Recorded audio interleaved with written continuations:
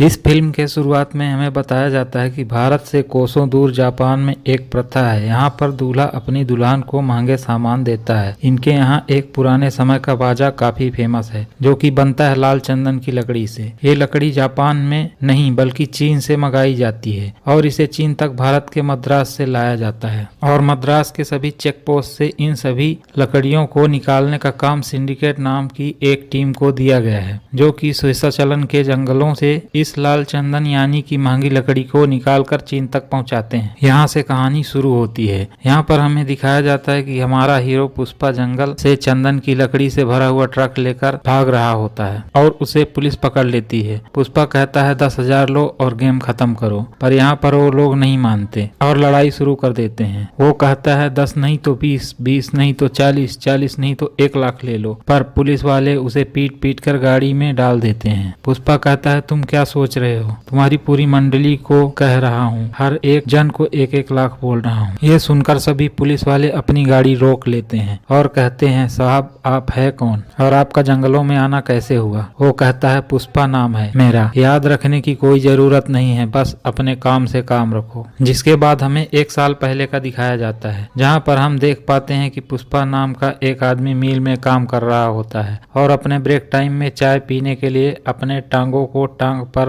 रखकर चाय के साथ पाव खा रहा है। तभी वहां पर मिल का मालिक पहुंचता है और अपने मैनेजर को कहता है ये बाहर नवाब की तरह कौन बैठा है, इसे थोड़ा तमीज सिखाओ। तो मैनेजर उसे आकर कहता है भाई आखिर तुम मालिक के सामने इस तरीके से कैसे बैठा है। मालिक काफी गुस्सा हो रहा है। तो पुष्पा उन्हें कहता है ये दायां पैर मेरा है और ये बायां पैर भी मेरा है, तो तेरे मालिक की लुंगी में क्यों खुजली हो रही है। जो भी करता हूँ अपनी मेहनत की करता हूँ, अगर तुझे मेरा तरीका नहीं पसंद तो मुझे तेरी नौकरी नहीं पसंद, संभाल आज से तेरी नौकरी। दूर खड़ा एक केशव नाम का आदमी ये सब देख रहा था और वो सोचता है कि मुझे भी अब अपने मालिक को बदल लेना चाहिए और तब से वो उसके साथ हो जाता है। गांव में पुष्पा की माँ के पास कर्ज काफी ज्यादा था, इसलिए हर वक्त मुनीम आकर उसकी माँ को धमकाता था, आखिर मेरे पैसे कब देगी, इतने महीने हो गए अभी तक तूने मेरा पैसा नहीं चुकाया। पुष्पा अपने भैंसों को बेचकर उसके पैसे इसे चुका देता है और कहता है तूने पैसे मांगे थे तब पूरे गांव के सामने जलील किया था और अब तेरे पैसे मिल गए हैं तो पूरे गांव वालों के पास जाके तुझे बोलना होगा कि पुष्पा ने तेरे पैसे वापस किए हैं। पुष्पा उसे मार मार कर सबके पास ले जाता है। जाते जाते मुनीम कहता है या तो तेरी अकड़ तुझे मिट्टी में मिला देगी या फिर तुझे इस दुनिया का राजा बना देगी। अगले दिन जब पुष्पा दिहाड़ी के लिए अपनी गाड़ी का इंतजार कर रहा था तो वहाँ पर 2 गाड़ियां आती हैं, एक 100 की और एक 1000 की। पुष्पा केशव से पूछता है इनमें अलग क्या है। केशव बताता है 100 में रहोगे तो कायदे में रहोगे और 1000 में रहोगे तो फायदे में रहोगे, लेकिन जान का जोखिम है। पुष्पा कुछ सोचे समझे 1000 वाली गाड़ी में चढ़ जाता है। वो गाड़ी उसे शेषाचलन के जंगलों में ले जाती है और सारे मजदूर लाल चंदन की लकड़ी को काटने लगते हैं। तभी वहाँ पर गोविंद नाम का पुलिस अपनी टीम के साथ आ जाता है। सब लोग यहाँ से भागने लगते हैं। तब पुष्पा सबसे कहता है हमने इतनी मेहनत की, हम क्या बिना फायदा लिए यहाँ से जाएंगे, ऐसा मैं नहीं होने दूंगा। गोविंद यहाँ पर आता है और पुष्पा को धमकाता है, पर सब लोग कुड़ारी लेकर उसके पीछे खड़े हो जाते हैं। गोविंद डर कर अपनी टीम लेकर वहां से चला जाता है। इस तरह पुष्पा उन सभी लोगों का लीडर बन जाता है। केशव भी अब उसके बातों में आकर उसके हाँ में हाँ मिलाता था। वो अपनी मजदूरी लेने के लिए पहुंचा तो मैनेजर उसे कहता है तू तो अपनी मजदूरी ले चुका है। केशव बोलता है वो देखो जो सिंहासन पे बैठकर बीड़ी पी रहा है वो मेरा दोस्त है और मेरा नया मालिक, तो मैं उसकी मजदूरी लेने आया हूँ। उसकी ये बातें चल ही रही थी तभी वहाँ पर गोविंद अपनी पूरी पुलिस टीम लेकर पहुंच जाता है। यहाँ पर पुष्पा ट्रक के अंदर सारी लकड़ियां डाल देता है और वहाँ से ट्रक लेकर भागने लगता है। इसके पीछे सारी पुलिस लग जाती है, पर कुछ समय बाद ही पुष्पा ट्रक छिपाकर पुलिस वालों के सामने आता है और कहता है कि चलो गाड़ी में बैठकर बात करते हैं, बाहर बहुत गर्मी है। पुलिस वाले उसे ले जाते हैं और उसकी खूब पिटाई करते हैं और पूछते हैं बता लकड़ियां कहाँ छुपाई है। पुष्पा कहता है अगर मैंने बता दिया तो मालिक मुर्रा मान जाएगा। गोविंद पूछता है बता तेरा मालिक कौन है। पुष्पा कहता है मालिक तो मैं ही है, इस जिले के अंदर मेरे से बड़ा मालिक कौन हो सकता है। और काफी पिटाई के बाद भी वो कुछ नहीं बताता कि उसने लकड़ी से भरा ट्रक कहाँ छुपाया है। तभी वहाँ पर एक पुलिस वाला आता है और वो कहता है ये अपना मुंह ऐसे नहीं खोलेगा। वो उसको पूछता है कि उसका पूरा नाम क्या है। वो कहता है पुष्पा, पुष्पराज। पुलिस वाला कहता है तेरे बाप का क्या नाम है। यहाँ पर उसके पिता का नाम सुनकर उसे पुरानी याद आती है। पुरानी यादों में यहाँ पर हमें दिखाया जाता है कि जब वो अपनी माँ के साथ स्कूल नाम लिखाने के लिए गया था, उसके नाजायजपन की वजह से उसके दूसरे बड़े भाई आकर के कह देते हैं कि तू तो एक नाजायज औलाद है, तेरे घर पे हमारे पिता जो एक बार चाय पीने क्या चले गए, तूने तो हमारे बाप का नाम अपने साथ जोड़ लिया, तेरा नाम सिर्फ पुष्पराज है, बोल तेरा क्या नाम है। बच्चा धीरे से बोला पुष्पा। वो बोलता है जोर से बोल तेरा क्या नाम है। तो वो बोलता है पुष्पराज, और इतना बोलते उसका एक कंधा ऊपर हो जाता है, जो कि आपको पूरी मूवी में दिखाई देता है। खूब सारी पिटाई के बाद भी पुष्पा उन्हें कुछ नहीं बताता। तभी ट्रक के मालिक उसे वहां पर बचाने के लिए आते हैं। ये थी रेड्डी गैंग, जो कि 3 भाई मिलकर चलाते थे। सबसे छोटा था जॉली रेड्डी, उसका काम था सिर्फ शराब और शबाब। उससे बड़ा था जग्गा रेड्डी, जो कि पूरा काम वही देखता था। और तीसरा भाई जो कि सबसे खूंखार था, उसका नाम था कोंडा रेड्डी। और यही रेड्डी गैंग सीसा चलन के जंगलों से जापान तक लाल चंदन लकड़ी को भेजने का काम किया करते थे। जॉली उसे कहता है कि तूने हमारा माल कहाँ छुपाया, जल्दी से बता। तो पुलिस वाले कहते हैं हमने भी तो इससे यही पूछा, पर ये तो कुछ नहीं बताया। पुष्पा कहता है ओए पुलिस वाले साल का कितना कमाते हैं, 60,000। तुमको बताता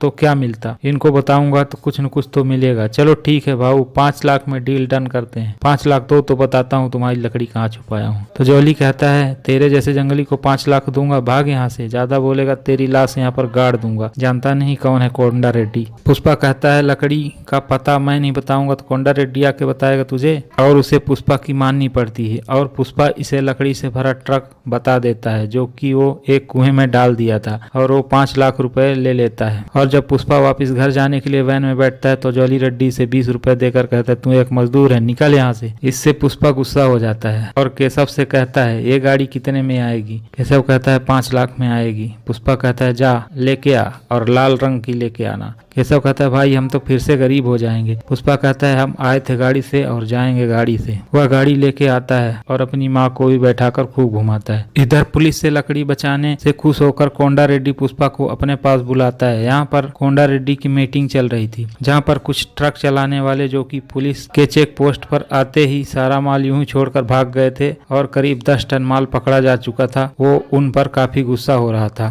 तभी वहाँ पर पुष्पा कहता है नाच ना आए तो गाने को बुरा नहीं कहते, सिर्फ एक अच्छी प्लानिंग ही तुम्हें जीत दिला सकती है। तो कोंडा कहता है अगर तेरे पास इतना दिमाग है तो बता आइडिया क्या है। पुष्पा कहता है अचार थोड़ी है यहाँ सबके सामने बांटूंगा, अकेले में बताऊंगा। और वो आइडिया ये था कि दूध के टैंक को आधा काट के उसके नीचे के पार्ट में चंदन वाली लकड़ी डालकर ऊपर से दूध डालकर चेक पोस्ट से यूं ही निकाल देने का। और ऐसा करते करते काफी दिन बीत जाते हैं। लोग धीरे धीरे माला माल भी होते जा रहे थे और पुलिस के नाक के नीचे से सारा माल निकल रहा होता है और पुलिस इसकी खबर तक नहीं होती। यहाँ पुष्पा की नजर दूध वाली लड़की जिसका नाम होता है श्रीवल्ली, उससे प्यार हो जाता है और केशव से रोज वही पूछता रहता है क्या उसने मुझे मुड़कर देखा, क्या वो मेरे तरफ देखकर हंसी। पर केशव झूठ बोल देता है कि नहीं भाई अभी तक तो नहीं ही देखी। पुष्पा कहता है कि मेरा दिल रखने के लिए तो बोल सकता है ना कि वो मुझे देखकर हंसी, क्योंकि पुष्पा मानो श्रीवल्ली के प्यार में लट्टू हो चुका था। एक दिन रोज की तरह जब ये लोग चेक पोस्ट से निकल रहे होते हैं तभी वहाँ पर गोविंद उनकी ट्रक को रोक लेता है और कहता है कि ऊपर से तेरा ट्रक खाली और नीचे से फटा ढोल, आखिर माजरा क्या है, ये डबल ढोल की कहाँ से लाए वे। दोनों ड्राइवर बता देते हैं कि हमें पुष्पा ने ऐसा करने को कहा। गोविंद मार मार के कहता है आज से तू मेरे लिए काम करेगा। और यहाँ पर सीन शिफ्ट होता है। यहाँ पर श्रीवल्ली और उसकी सहेली एक मूवी थिएटर में आते हैं, जहाँ पर 15 रुपए का टिकट 100 रुपए में बिक रहा था और इनके पास इतने पैसे नहीं थे। यहाँ पर केशव आके कहता है मैं तुम्हें 1000 रुपए दूंगा, लेकिन तुम्हें एक छोटा सा काम करना पड़ेगा। श्रीवल्ली कहती है क्या करना पड़ेगा। वो कहता है तुझे मेरे दोस्त पुष्पा को घूर कर देखना पड़ेगा और हाँ जाते टाइम हंस के भी जाना पड़ेगा। पहले तो श्रीवल्ली मना कर देती है, लेकिन उसकी सहेली कहती है 1000 रुपए मिल रहे हैं, कम से कम मूवी देखेंगे, पॉपकॉर्न खाएंगे, हंस के देखना ही तो है और क्या करना है। इसके बाद अगले दिन पुष्पा मंदिर के सामने प्रसाद लेकर भगवान से मन्नत करके बाहर निकल रहा होता है और केशव से कहता है कि अगर आज उसने मेरी तरफ नहीं देखा तो मैं जिंदगी भर उसकी शक्ल नहीं देखूंगा। तो केशव कहता है कि 1000 दिए हैं, ऐसे थोड़ी ही नहीं देखेगी। पुष्पा कहता है क्या बोला। केशव कहता है नहीं भाई पुजारी को 1000 दिए ताकि वो आपको देखे। कि तभी वहाँ से श्रीवल्ली और उसकी साथी वहाँ से मुस्कुराते हुए निकलती हैं और जैसे ही श्रीवल्ली पुष्पा को देखती है पुष्पा मानो उसकी स्माइल पे फिदा हो जाता है। केशव का कहता है अरे वाह यार यार, अब तो एसेट हो गई, अब मैं जा रहा हूँ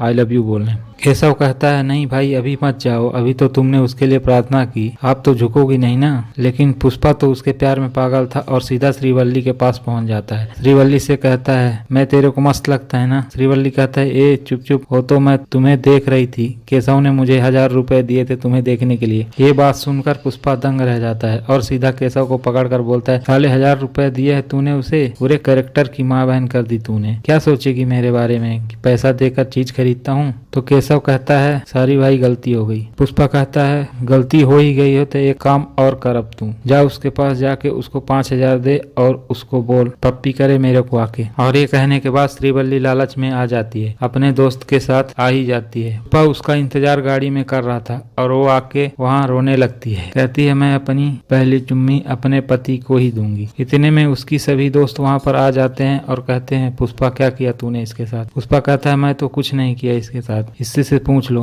और रो रो कर वहाँ से श्रीवल्ली वहाँ से निकल जाती है। पुष्पा कहता है 5000 का हिसाब तो मैं इससे लेकर आऊंगा। यहाँ पर हमें मंगल सीनू को दिखाया जाता है। इसके पास 1000 टन लाल चंदन की लकड़ी होती है जो कि पुलिस के हाथ ना लगे, इसीलिए कोंडा रेड्डी को गोदाम में छिपाने के लिए कहता है अगर तुम कुछ दिनों के लिए हमारा माल अपने पास छुपाओगे तो बड़ी मेहरबानी होगी। तो कोंडा रेड्डी कहता है हाँ मेरे पास एक नया लड़का है, इसका नाम पुष्पा है, इसके आने के बाद तो पुलिस ने हमारी एक भी लकड़ी नहीं पकड़ी, ये काम तुम्हारा वो संभाल लेगा, तुम आराम से मजे करो। लेकिन गोविंद को इनके सीक्रेट ठिकाने का पता चल गया था और वो प्लान बना रहा था पुष्पा और उसके सभी साथियों को लकड़ी के साथ पकड़ने को। ये बात अब पुष्पा तक पहुंच जाती है, इसलिए वो सारी लकड़ियों को पानी में फेंक देता है और काफी सारे पैसे केशव को देकर डैम को बंद करवाने के लिए भेज देता है। और जब गोविंद अपनी टीम के साथ वहां पहुंचता है तो उसे कुछ नहीं मिलता सिवाय हार के। अब हजारों टन माल बचा लेने से पुष्पा को मंगल सीनू उसको अपनी पार्टी में बुलाता है, जहां पर बड़े बड़े पुलिस वाले, नेता, पॉलिटिशियन और बड़े बड़े लोग सिंडिकेट के लिए काम किया करते थे, वो सब आए थे। जैसा कि मैंने कहानी के शुरू में बताया था, सिंडिकेट एक पूरी टीम है जो कि भारत से चीन चंदन की लकड़ी भेजा करती थी। इसी बीच पुष्पा को पता चलता है कि कोंडा रेड्डी से 1 टन माल 25 लाख में लेकर सीनू मुरुगन को 2 करोड़ में माल बेचता है। फिर वो जाकर कोंडा रेड्डी को बताता है। कोंडा रेड्डी कहता है कि तुम खुद ही जाकर पैसा बढ़ाने के बारे में बात करो और अगर बढ़ा देता है तो फायदे का हाफ हाफ कर लेंगे, और अगर कोई पंगा होता है तो तू कौन और मैं कौन, हम एक दूसरे को नहीं जानते। यहाँ आगे दिखाया जाता है कि पुष्पा की शादी श्रीवल्ली से तय हो रही थी, पर उसका सौतेला भाई आकर सब किए कराए पर पानी फेर देता है और कहता है मुलीठी परिवार के साथ तेरा नाम नहीं जुड़ेगा, और साथ ही श्रीवल्ली के पिता को भड़का देता है कि ये नाजायज औलाद है। इतना सुनकर पुष्पा गुस्सा हो जाता है और एक घड़ा फेंक कर मारता है। इतने में उसकी माँ टकरा कर गिर जाती है और उसके सर पर खून बहने लगता है। तो पुष्पा अपनी माँ को हॉस्पिटल लेके चला जाता है। पुष्पा यहाँ पर रो रहा था। केशव आकर यहाँ पर पूछता है भाई आप क्यों रो रहे हो। पुष्पा उसे बताता है कि काफी साल पहले जब मेरे पिता की मौत हो गई थी तो उनके बड़े बेटे ने हमारे घर से बाहर निकाल दिया था और सारा सामान भी फेंक दिया था। साथ ही मेरे गले में मेरे बाप की आखिरी निशानी था लॉकेट, जिसमें मेरे पिता और पिताजी की फोटो थी, वो भी छीन लिया। मगर मैं पुष्पराज, पुष्पा नाम समझकर फ्लावर समझा है, फायर है मैं, झुकेगा नहीं साला, एक एक को देख लेगा मैं। और अगले दिन सीधा पहुंच जाता है मंगल सीनू के पास, जो कि इस समय गांव रेड्डी को मार रहा होता है, जो कि 25 का 50 रेट कराने आया था, और वो उसे मार देता है। फिर वो पुष्पा से पूछता है पुष्पा तू यहाँ क्या कर रहा है। वो कहता है मैं भी यहाँ 25 का 50 कराने को आया था, पर यहाँ रिस्क ज्यादा देखकर मुझे एक खोखा करना होगा। अब से 1 टन का 1 करोड़ लेगा मैं, अगर तू नहीं देगा तो जाकर सीधा मुर्गन से डील करेगा। इतना सुनते ही मंगल सीनू के आदमी उस पर हमला कर देते हैं, लेकिन पुष्पा सबको पीट पाट कर तोड़ के और कहता है पुष्पा नाम समझ के फ्लावर समझाएगा, फायर है मैं, झुकेगा नहीं साला। इसके बाद सीधा पुष्पा अपना 10 टन माल लेकर चेन्नई पहुंच जाता है मुर्गन के पास और मुर्गन के आदमी को सैंपल दिखाने को बोलता है। सैंपल देखकर खुद मुर्गन उसके पास दौड़कर चला आता है और कहता है माल तो खरा सोना है। पुष्पा कहता है अगर तुझे माल चाहिए तो मुझसे डायरेक्ट डील कर, बीच में मंगल सीनू नहीं आएगा। साथ ही चोली रेड्डी को यहाँ पता चल गया होता है कि जिस शख्स ने हमारे पूरे गाने और लकड़ियों के बारे में पुलिस को बताया था वह कोई और नहीं बल्कि श्रीवल्ली का बाप ही था। इसलिए वो सीधा श्रीवल्ली के पास जाता है और कहता है अगर तुम अपने बाप को जिंदा देखना चाहती हो तो साड़ी पहनकर रात को आना और अपने बाप को लेके जाना। श्रीवल्ली भी अपने बाप को बचाने के लिए करती भी तो क्या करती, वो तैयार होकर सबसे पहले पुष्पा के घर जाती है और उसे सब कुछ बताती है कि मेरे पिता को कैद कर लिया है और मुझे रात को सोने के लिए बुलाया है। पुष्पा उसे लेकर सीधा जॉली रेड्डी के पास पहुंच जाता है और और उसे उठाकर खूब पीटता है, हाथ पैर तोड़ देता है पीट पाट के। केशव कहता है रुको भाई, नहीं तो ये मर जाएगा। अगर इसने ये बात अपने भाई को बता दी तो इसके भाई तो आपकी हड्डी तोड़ देंगे। तो जॉली कहता है ये लड़ाई तेरे और मेरे बीच में है। तो पुष्पा कहता है ये की ना तूने मर्दों वाली बात, अब जब तू ठीक हो जाएगा तब फिर से आना, तब तुझे बताऊंगा तूने किस पर हाथ रखा था। जॉली रेड्डी की इतनी खराब हालत देखकर कोंडा रेड्डी अपने बाकी के लोगों से पूछता है कि आखिर इसे मारा किसने, ये तो बता नहीं रहा है और तुम में से किसी को पता नहीं।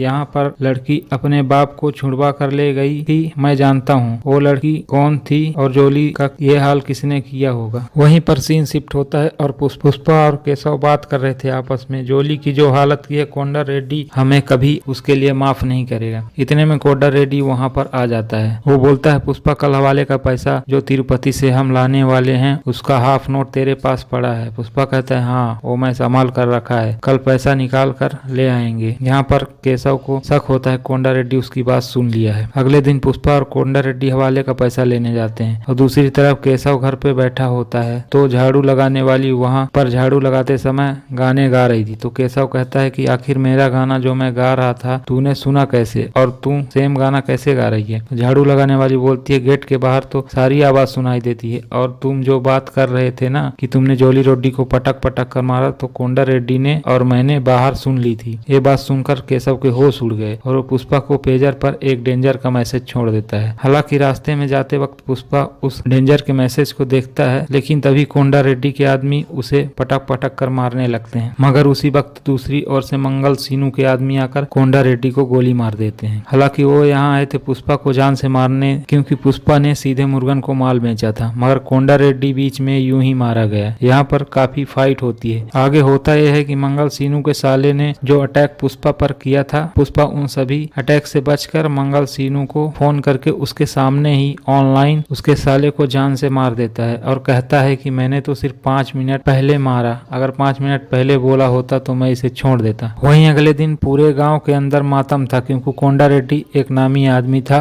और वह मर चुका था। उसे श्रद्धांजलि देने के लिए वहां पर एमएलए, बड़े बड़े नेता और बहुत सारे पॉलिटिशियन, साथ ही मंगल सीनू भी आया था। मंगल सीनू यहाँ पर पुष्पा को कोंडा रेड्डी के भाई जग्गा रेड्डी से कहता है कि तुमने जो मेरे साले को मारा है मुझे उसकी डेड बॉडी चाहिए और साथ ही इस पुष्पा ने सिंडिकेट के मेंबर के साथ में दगाबाजी की है, काम हमारा था लकड़ी का माल पहुंचाना, मगर ये बीच में क्यों कूदा। तो पुष्पा कहता है कि मंगल सीनू भी कुछ कम नहीं, हमें 25 लाख देकर 1 टन माल 2 करोड़ में बेचता है, क्या दगाबाजी नहीं है। सिंडिकेट के साथ हर किसी को तो अपना हक मिलना ही चाहिए। एमएलए साहब ये लो 3 करोड़ रुपए सिर्फ कमीशन, अगर मैं सिंडिकेट में मंगल सीनू की जगह आ गया तो सबको माला माल कर दूंगा। एक बार मुझ पर विश्वास करके तो देखो, आज तक मेरी रखवाली के अंदर कोई पुलिस वाला एक भी लकड़ी का टुकड़ा ले नहीं जा पाया। एमएलए को पुष्पा की बात में दम लगता है और वो सिंडिकेट का हेड मंगल सीनू की जगह पुष्पा को बना देता है, जिसके बाद तो पुष्पा के हर जगह जलवे ही जलवे होते हैं। मगर इस जलवे को रोकने के लिए पहुंच चुका था भैरव सिंह शेखावत। पुष्पा इस बात को जानता था कि गोविंद के ट्रांसफर ले लेने के बाद में जो भी पुलिस वाला वहां पर आएगा, अगर शुरुआत से ही उसके साथ सेटिंग कर लिया तो आगे धंधे में कोई परेशानी नहीं होगी। इसलिए वो एक खोखा लेकर सीधा भैरव सिंह के पास पहुंचता है। वो कहता है, भैरव सिंह कहता है मुझे कुछ कम लगता है। उसके लोग फिर से सारे नोट गिनते हैं पर भैरव सिंह फिर से कहता है मुझे कुछ कम लगता है। पुष्पा के आदमी कहते हैं नोट तो पूरे हैं लेकिन आप कहते हो कि कुछ कम लग रहा है। तो भैरव सिंह कहता है हाँ कुछ तो कम है। शुक्ला ये शर्ट देख रहा है, इसका भी शर्ट सफेद है, मेरा भी शर्ट सफेद है। पता है फर्क किधर है? फर्क है ब्रांड में। देख इसके कंधे पे कोई ब्रांड नहीं और ये देख मेरे कंधे पर ब्रांड है, ब्रांड यानी बाप का नाम। पुष्पा को ये बात सुनकर गुस्सा आ जाता है और अपनी मुट्ठी बांध लेता है। तो भैरव कहता है अरे वो मुट्ठी मत बांध, मुट्ठी बांधने का काम सिर्फ मेरा है, चल खोल मुट्ठी नहीं तो गोली मार दूंगा। दबी हुई आवाज में पुष्पा कहता है और कितना कम पड़ रहा है साहब? तो भैरव कहता है साहब नहीं सर बोल। सर बस इसी चीज की तो कमी थी, अगर तूने मेरे को इज्जत देगा, सर बोलेगा और कायदे में रहेगा तो अपनी शादी में भी जा पाएगा। और आज से मैं फैसला करूंगा कितना पैसा मेरे को लेना है और कितना तेरे को देना है, कौन सी डील कब करनी है और कौन सी डील नहीं करनी है तेरी समझ में? चल निकल यहाँ से। पुष्पा का अभी तक कोई बॉस नहीं था लेकिन पुष्पा ने उसकी सारी बातों को हाँ करके माना और जब भी उसका फोन आता वो दुम दबाते हुए उसके पास पहुंचकर उसे सारा पैसा दे डालता। एक दिन जब पुष्पा की शादी श्रीवल्ली के साथ थी, उस रात वो वहाँ नहीं बल्कि वहाँ पर भैरव के साथ पहाड़ पर बैठकर दारू पी रहा होता है और यहाँ पर हर वो बात याद दिलाता है कि किस तरीके से उसने जलील किया था उसके माँ के नाम पर, उसके बीवी के नाम पर और यहाँ तक कि उसके बाप के नाम पे। और यहाँ पर आता है मूवी का सबसे बेस्ट सीन, जहाँ पर पुष्पा अपनी बंद मुट्ठी में उसकी बंदूक को निकाल कर कहता है, अरे शेखावत भूतनी के, तेरी बंदूक में एक गोली ज्यादा है। जिस दिन मैंने गुस्से की मुट्ठी बांधी थी ना, उस दिन तेरी गोली चल जानी थी, मगर चली नहीं, और वो गोली आज चलेगी। और धड़ाम से गोली अपने हाथ में मार लेता है और अपना खून भरा हाथ अपने शर्ट के पीछे मार कर कहता है, तूने ब्रांड पूछा था ना, उस दिन मेरे को मेरा खून जो मेरे बाप का था वो मेरी रगों में दौड़ रहा है, यही मेरा ब्रांड है। शेखावत हक्का बक्का हो जाता है। पुष्पा उससे कहता है कि चल खोल तेरा शर्ट। डरते डरते शेखावत अपना शर्ट खोलता है। वो कहता है, तू बचेगा नहीं पुष्पा, तू जानता नहीं कि तू क्या कर रहा है, इसके लिए तुझे माफी भी नहीं मिलेगी। पुष्पा कहता है, चल इसी बात पर अपनी पैंट खोल। उसे पूरा नंगा कर देता है और फिर खुद भी सारे कपड़े उतार के नंगा हो जाता है, उसके सामने खड़ा हो जाता है और बोलता है, सुर, ब्रांड आदमी अपने कर्मों से होता है, ना कि अपने पहनावे से। अगर आज मैं नंगा घर वापस जाऊं ना, तो भी 100 लोग मेरे सामने खड़े हो जाएंगे, और अगर तू नंगा घर पहुंचा ना, तुझे तेरा कुत्ता भी नहीं पहचानेगा। और जो तू बोल रहा था ना कि कितना पैसा आएगा कितना पैसा जाएगा, कौन सी डील कब होगी, घंटा अब सारा काम खुद देखूंगा और तुझे एक पैसा भी नहीं मिलेगा। तू कहने को तो पुलिस वाला होगा, मगर तेरी कोई सुनेगा तक नहीं। और वहीं अपनी गाड़ी स्टार्ट करके चड्डी में अपनी शादी के लिए निकल जाता है। वहां पहुंचते ही उसके आदमी उसके कपड़े पहनाते हैं। वहीं दूसरी ओर नंगा बदन शेखावत अपने पुलिस स्टेशन पहुंचता है तो उसका कुत्ता तक उसके ऊपर भौंक रहा होता है और शेखावत उसे गोली मार देता है, क्योंकि बिना वर्दी के तो कुत्ता तक उसे पहचान नहीं रहा था। अब जहां एक तरफ पुष्पा की शादी श्रीवल्ली के साथ होती है, वहीं दूसरी तरफ भैरव सिंह शेखावत गुस्से में आग बबूला होकर पुष्पा के दिए हुए सारे पैसे जला देते हैं। और इसी सीन के साथ इसका पहला भाग यहीं पर खत्म हो जाता है। तो दोस्तों, ये वीडियो आपको कैसा लगा आप हमें कमेंट करके जरूर बताइए, और इसी तरह की वीडियो देखने के लिए हमारे चैनल को सब्सक्राइब जरूर करें। मिलते हैं अगले वीडियो में, तब तक के लिए बाय बाय।